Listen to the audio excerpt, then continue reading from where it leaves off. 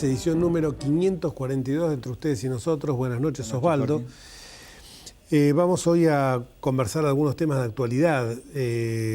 Por supuesto, siempre nuestra realidad es, yo diría, hasta exacerbadamente dinámica.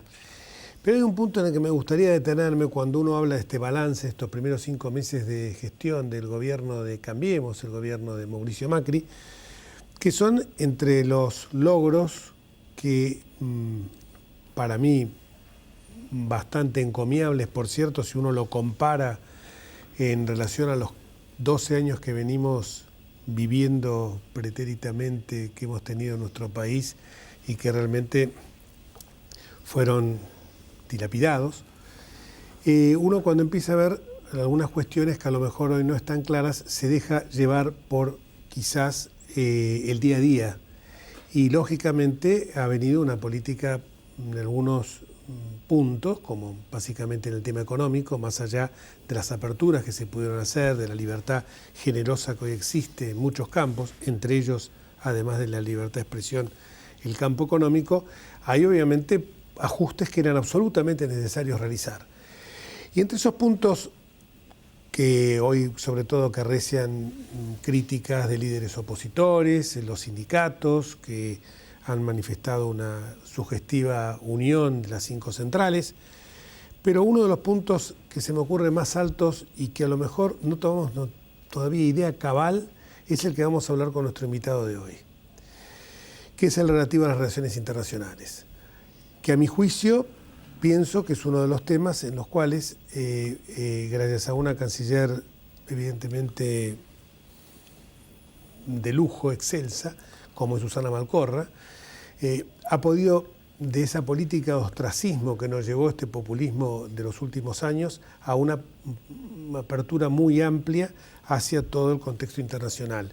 Pensemos en que muy poco tiempo, lo venimos repitiendo, estuvo François Hollande, estuvo el primer ministro italiano, Barack Obama, en agendas que son muy cargadas, hubo tiempo para que rápidamente y con una premura que no es frecuente en las relaciones internacionales, se produjeran estos hechos. Y para justamente ver esta percepción que existe hoy del mundo en la Argentina, lo hemos invitado a Jorge Castro. Doctor Jorge Castro, ¿cómo te va? ¿Qué tal? Gracias por venir al programa. Por favor, un gusto, gracias por invitarme. El doctor Jorge Castro es periodista y abogado, o sea que somos 3 abogados en esta mesa. Tratemos de evitar caer como nos pasa a nosotros en latinazgos o en excesiva mención de normas jurídicas. Por suerte él es periodista, no lo va a evitar esa tentación. La primera pregunta es esta, la percepción que hay en el mundo hoy de la Argentina. Bueno, el hecho fundamental de este año es que la Argentina ha reaparecido en el sistema internacional después de 12 años de enfrentamiento y de conflicto con el sistema, que en cierta forma ha sido una anomalía, porque la Argentina es un país relevante, ante todo en términos de la relación de fuerzas en América del Sur, pero también va más allá del marco de América del Sur en su condición de gran país productor de agroalimentos en esta etapa del proceso mundial, donde la producción de agroalimentos se ha convertido en un factor estratégico fundamental que permite establecer el posicionamiento de los distintos países en relación al sistema mundial. Y en este sentido, la virtual desaparición de la Argentina de la política y de la economía internacionales en los últimos 12 años ha sido una anomalía. Esa anomalía ahora ha sido superada. Y la Argentina, al haber reaparecido con el gobierno de Macri, lo que esto implica es que se le abran al país oportunidades. En este momento en especial, debido a la situación de crisis de Brasil, que son probablemente las más grandes de su historia. Perdón, antes de continuar con esta proyección de la que usted habla hacia el futuro, ¿a qué se debe, según usted, este conflicto que tenía la Argentina con esta decisión deliberada de apartarse de la corriente de la política internacional, sobre todo, me parece, en los últimos años del gobierno de Cristina Kirchner? Mire, la razón fundamental es que el sistema de poder vigente en la Argentina a partir del año 2003, la característica que tenía era que tanto en materia de política internacional como en materia de estrategia económica subordinaba todas las decisiones a un problema previo para ese sistema de poder más importante todavía, que era la acumulación de poder político doméstico. El resultado fue una situación de aislamiento internacional y en lo que se refiere al crecimiento económico, una situación de fuga masiva de capitales, sobre todo a partir del año 2011, octubre del 2011. Esta es la situación que se ha superado. Ahora la prioridad para la Argentina es la inserción en el sistema internacional y esto es lo que hace que el gobierno de Macri, incluso después de haber sido elegido el año pasado como presidente de la Nación, e incluso antes de haber asumido el cargo de presidente de la Nación, el primer viaje al exterior que hizo fue hacia Brasil, para demostrar con la presencia de Macri en Brasil, con entrevistas con la presidenta Dilma Rousseff y con el empresariado paulista, que la prioridad para la Argentina era la inserción internacional de la Argentina, era el acuerdo estratégico con Brasil, con independencia de toda identificación doctrinaria o ideológica. Por eso es que lo que indica es que para este gobierno, como para la Argentina como nación, en esta nueva etapa de su historia, la prioridad es la reinserción internacional del país. ¿Es posible, yo digo, que podamos escapar a los coletazos económicos que se produce como consecuencia de la caída de Brasil? Bueno, lo que hay en Brasil, la relación con la Argentina tiene dos dimensiones fundamentales. Una es de carácter estratégico, político, diplomático, que hace que la Argentina para Brasil sea su principal vínculo en América del Sur. La alianza con la Argentina es lo que le permite a Brasil proyectarse internacionalmente como actor global. A su vez, para la Argentina, el vínculo con Brasil lo que significa básicamente es garantizar a través del Mercosur el acceso al mercado interno brasileño. En este sentido, lo que hay que advertir es que la crisis brasileña ya tiene efectos sobre la Argentina, efectos que se manifiestan por el hecho de que al no crecer la economía brasileña en los últimos 6 años, al experimentar la economía de Brasil una situación de recesión continuada y acumulativa en los últimos 3, esto está perjudicando directamente, a través de la caída de la demanda brasileña, a las exportaciones de la industria automotriz de la Argentina.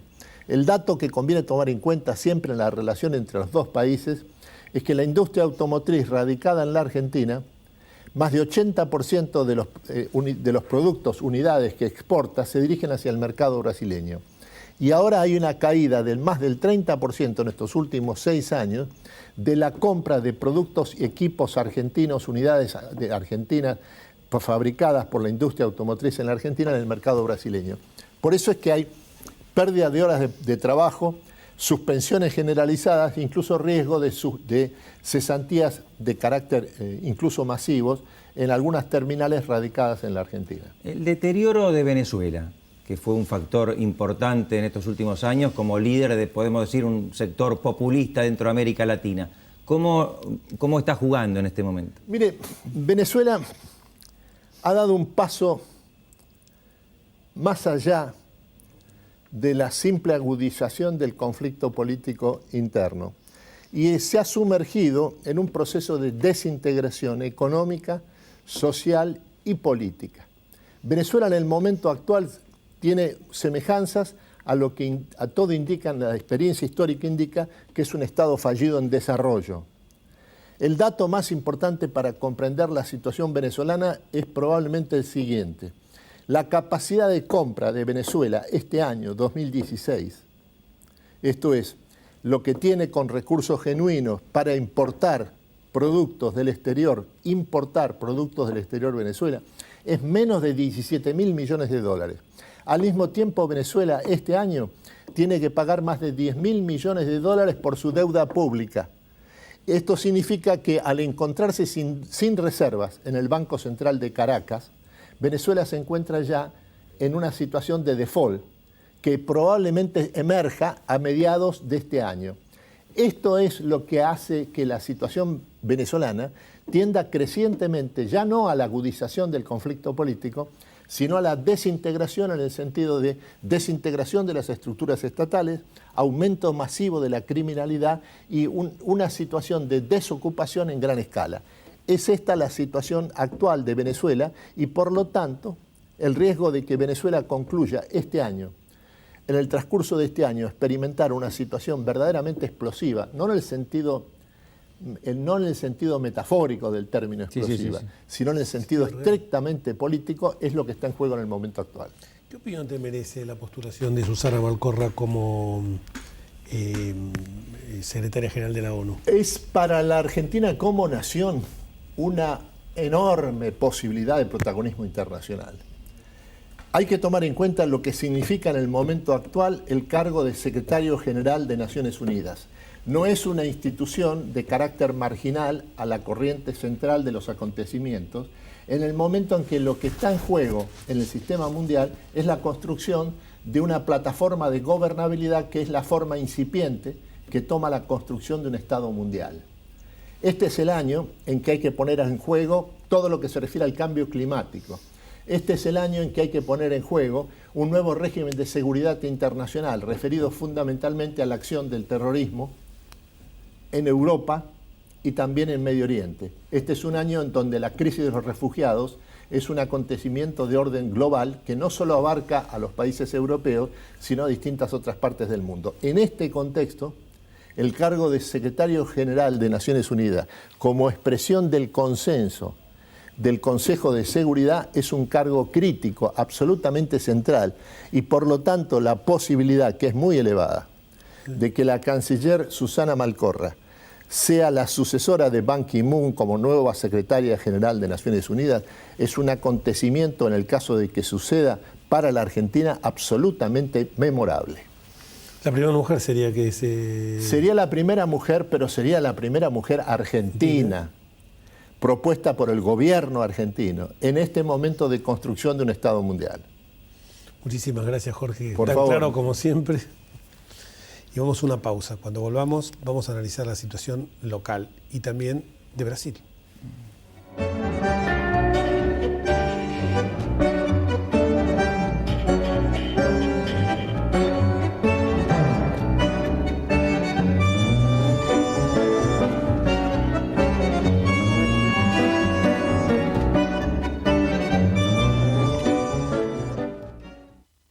Escribanos en tu ciudad. Nuestro consejo es prevenir problemas. Colegio de Escribanos de la Ciudad de Buenos Aires. Consejo Federal del Notariado Argentino.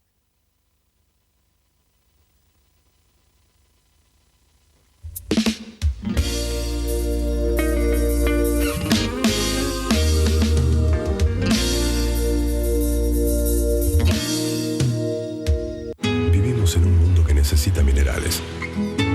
Pero sabemos que, antes que nada, necesitamos un mundo donde vivir. Cámara Argentina de Empresarios Mineros. Por una minería limpia, segura y sustentable.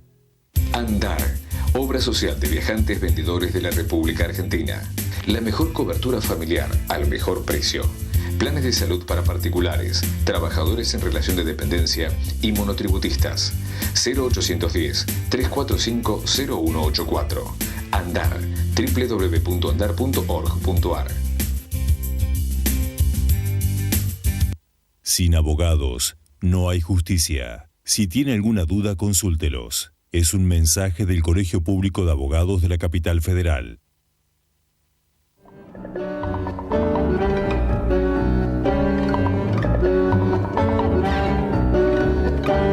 La bomba que tiro.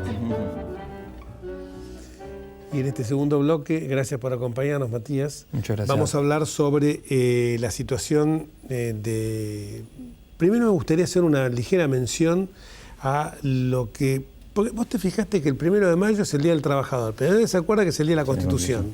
Parecería que fuera algo que no hay que venerar. Y vos sabés que ¿sabés que en Buenos Aires la Constitución tiene un monumento? Sí, ¿Dónde queda? en el Congreso, en la Plaza Congreso. Y aparte de eso, el monumento a los españoles. Ah, se refiere a... Es el monumento a la Constitución. Entonces, uno ve, por ejemplo, en España, en Madrid, es muy, la verdad que no es un monumento retumbante, pero es un monumento que tiene la Constitución del 78. En la Argentina, no solo la Constitución, lo olvidamos porque el monumento de los españoles era el monumento de la Constitución, donado por los españoles. No, por acá, por eso, Está de la- los españoles. Es Uno- monumento a los españoles. Ese monumento a la Constitución. Y acá nosotros esto lo desdeñamos. Esto es la cultura también de que hizo que hubiera golpes de Estado en forma permanente que pisotearan la Constitución y que cuando vienen gobiernos como el anterior, el de Néstor Kirchner y Cristina Fernández, también avasallaran la Constitución de los argentinos. Esto viene a colación de que hace muy pocos días se cumplieron 100 años de la ley Sespeña, que consagró el voto obligatorio y el voto universal y secreto, y pasó totalmente desapercibido. Pero hubo algunos cenáculos donde esto se visualizó. Sí, en la Facultad de Derecho asistimos a una conferencia, un panel muy interesante, presidido por Alberto Dallavía. Fueron 100 años de la primera elección presidencial bajo la ley Sespeña, que se había sancionado unos años antes y que dio el triunfo a Hipólito Yrigoyen. Y es un acontecimiento realmente significativo. Aclaremos que la ley es de 1912. 1912. Y la primera elección que gana Yrigoyen es de 1916. Exactamente. Bueno, es muy significativo y podríamos decir mucho, pero la Argentina, que desde la Organización Nacional había constituido una república muy avanzada, de gran progreso material y social, con amplias libertades civiles, tenía sin embargo un régimen político de una democracia restringida. Los presidentes se decidían en cenáculo, no participaba prácticamente el pueblo de las elecciones, había fraude, había muchos mecanismos que lo mantenían alejado, y con la ley Sespeña, que fue acordada entre Roque Sespeña e Hipólito Yrigoyen, por supuesto, luego se tuvo un amplio debate en el Congreso con la presencia del ministro del Interior, Indalecio Gómez, se pasó a una democracia plena, con el voto universal, secreto y obligatorio, y dio origen, bueno, a un nuevo sistema político que lamentablemente empezó en forma muy esperanzadora y luego ha tenido una serie de traspiés a lo largo del siglo XX que no vamos a comentar ahora. Pero el dato es digno de ser remarcado. Por supuesto. Y de este tema pasamos al tema, hablando también de la Constitución que estábamos hablando recién y del voto, pasamos a la situación que hoy se plantea tanto en Brasil como en la Argentina, porque en Brasil se dice que el juicio a Dilma Rousseff es golpismo.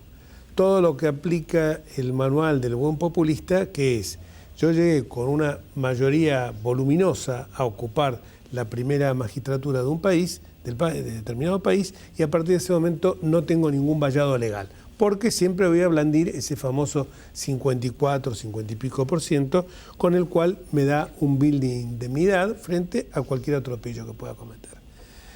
Y yo creo que el tema se vincula, y esto es bueno aclararlo, y lo vamos a hacer por enésima vez, y ya yo me corro de este tema para dejarlo a Matías que hable del tema Brasil, que una cosa es el proceso judicial y otra cosa es el juicio político, que no tiene nada que ver una cosa con la otra, porque en las últimas horas se dijo también que es cierto que la diferencia entre legal y legítimo en el caso de Dilma Rousseff, pero en el caso de Dilma Rousseff el proceso se sustancia sobre algo que no es necesario que la justicia pruebe, ni siquiera que los usos y costumbres lo permitieran, como era apropiarse de fondos del Tesoro para pagar planes sociales sin la autorización correspondiente, sin que apropiarse de fondos de la banca oficial para pagar planes sociales sin haber recurrido al Tesoro. Ese es justamente el tema que dice no, entonces como no hay delito no hay juicio político. Mentira. Y en la Argentina pasa la situación inversa. Se está aprobando un delito gravísimo que quieren aparecer como que es una cuestión política no judiciable.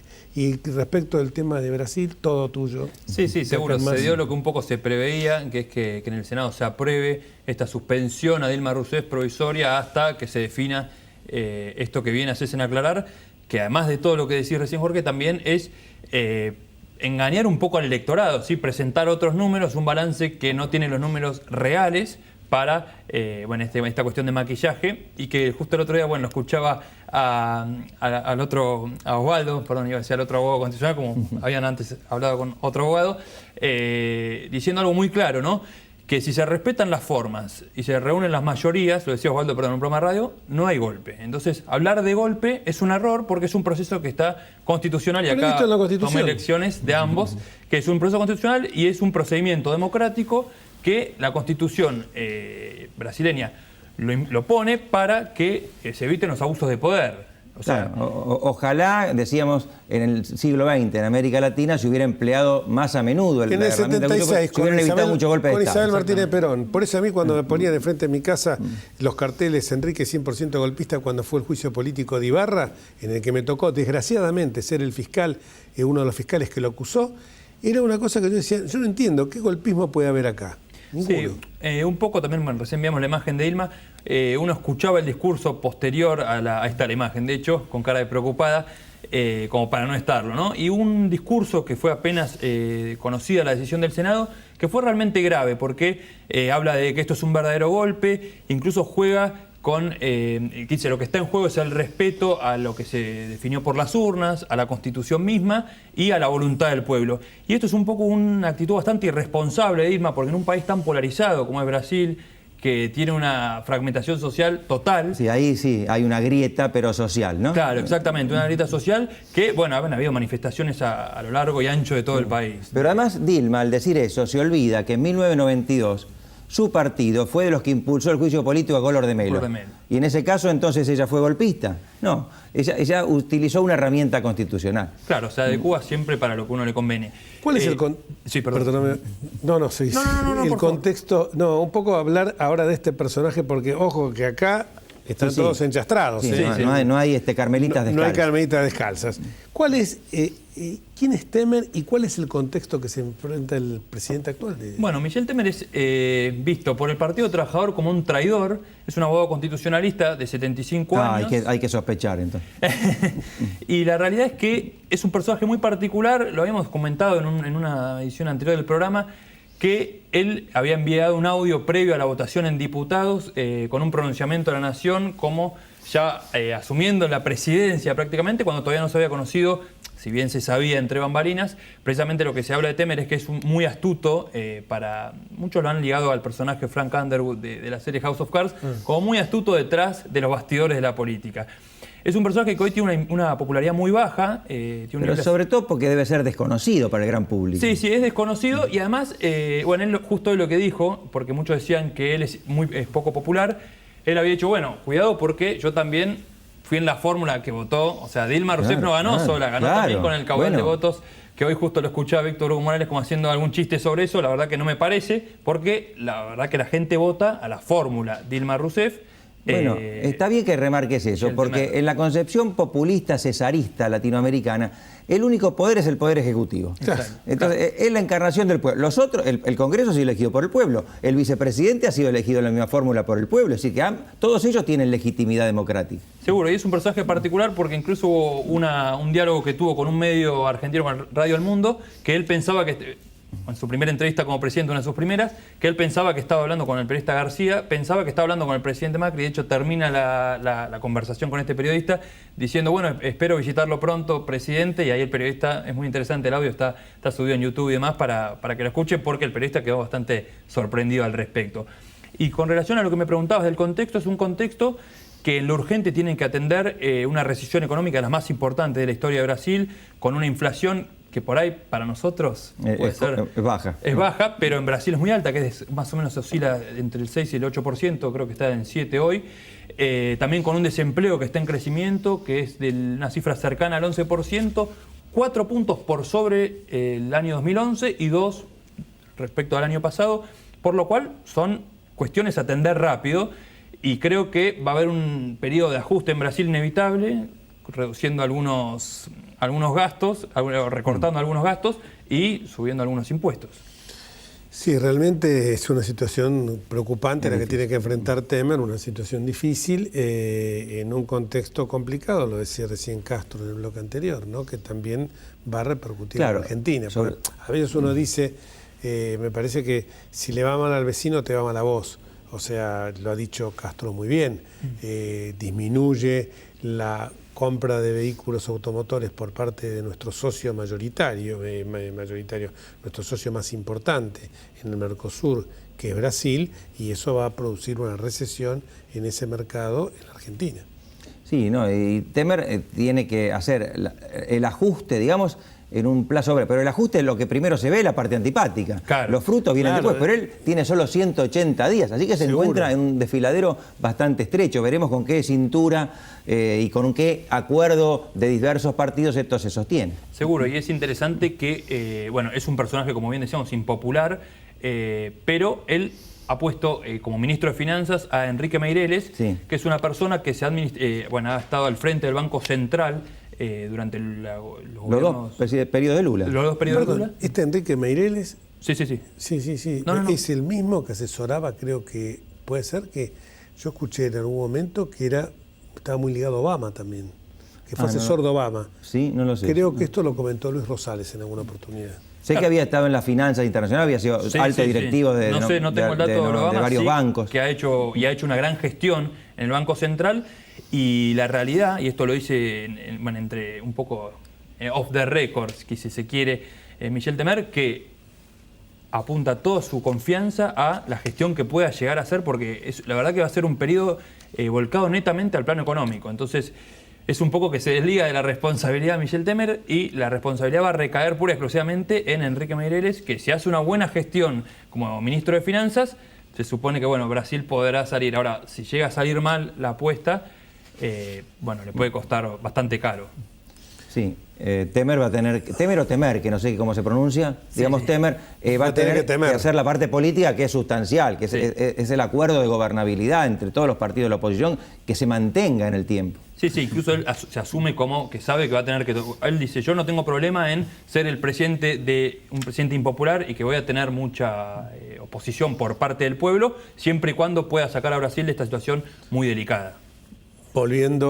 Yendo para el sur y volviendo a nuestra comarca, es distinta esa situación donde hay decisiones administrativas equivocadas y irregulares a los casos de corrupción que han terminado con el procesamiento en una causa, la primera de todas, la primera por tema cronológico, de Cristina Elizabeth Fernández, por el procesamiento del famoso tema del dólar a futuro. Claro, sí, es la causa en realidad, uno puede decir, más flojita, porque es la causa más opinable, ¿no? Sí. Porque ella puede hacer dos tipos de defensa. Una, que se trata de una cuestión privativa del Banco Central, que sería una cuestión política no justiciable.